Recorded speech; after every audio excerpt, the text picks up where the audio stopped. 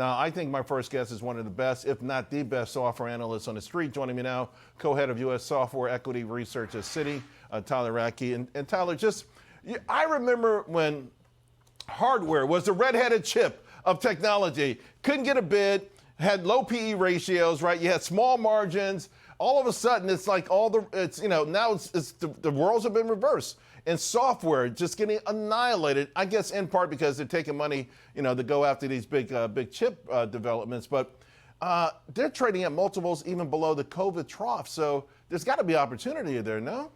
We think there is, and it's interesting if you look at software positioning. So this is how much investors prefer software stocks relative to others in tech. It's at almost 20-year lows. It is hard to find a time when people have been this bearish on software.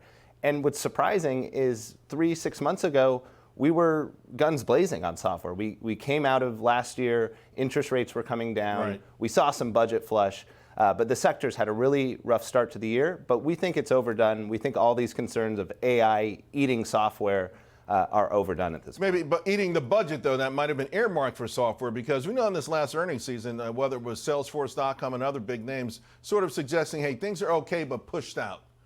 That's right. Salesforce, they had their biggest bookings miss the company had ever seen. Now, Microsoft continues to chug along. You see some good results out of Oracle and Adobe over the last 2 weeks. Right. So we have gotten a little bit more favorable updates as the earnings season has progressed. I saw this great chart from ADP, and it showed a sharp decline in what they call it the Software Developer Employment Index.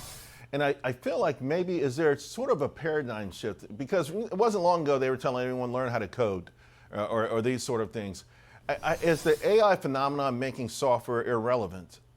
So it's an interesting chart, and I think one of the things that we've seen throughout history, a new technology wave comes, are all the jobs going to go away? The reality is a lot of new jobs do get created from these bursts of new technology. But at the end of the day, software and AI is automation. So if there are processes, if there are pain points that software and AI can automate, we've seen a lot of that happen. Keep in mind, with those software developer counts going down, a lot of that's been driven by the layoffs we've seen in tech, right? Keep in mind, these companies have become much more profitable. So a lot of that, there's still strong hiring at kind of the blue chips within the S&P 500. So no necessarily paradigm shift. Maybe kids can still learn to code? I think learning to code is good with the assistance of AI. All right, so in software in the market, there's 240 stocks, market cap of $2 trillion. At the top of the list is Salesforce.com. You've got SAP, Intuitive, ServiceNow, Uber, some of these names. Where are you looking right now? Where do you see the opportunities? So starting at the top, obviously, we still like Microsoft. We actually just raised our price target on the stock today. That being said, Microsoft's one of the best performing stocks year to date. So you go down the market cap spectrum, we like names that have been beaten up. Do all these names have to have an AI narrative, though, an AI story to get a bid right now? I think you want to be confident that they're not AI losers, right? At the end of the day, one of the names we also like is Shopify, right? Shopify, what do? They help merchants sell goods online. Is AI going to eat into that? Not necessarily, but AI could actually make them even more productive. Right. It could make those transactions happen faster.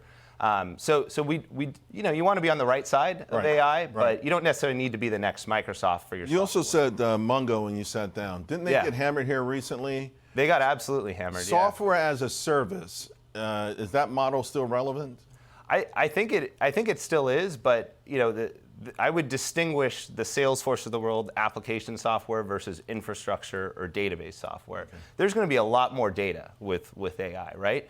But there may be less salespeople, or there may be less seats to be sold of this software as AI makes that more efficient. So Mongo's tied to the data. We think that has a better growth trajectory. Right. I love that answer. All right. Hey, Tyler, thanks a lot. Thank you, Charles. Always, it's always informative, particularly now. We're looking for somewhere to put our cash.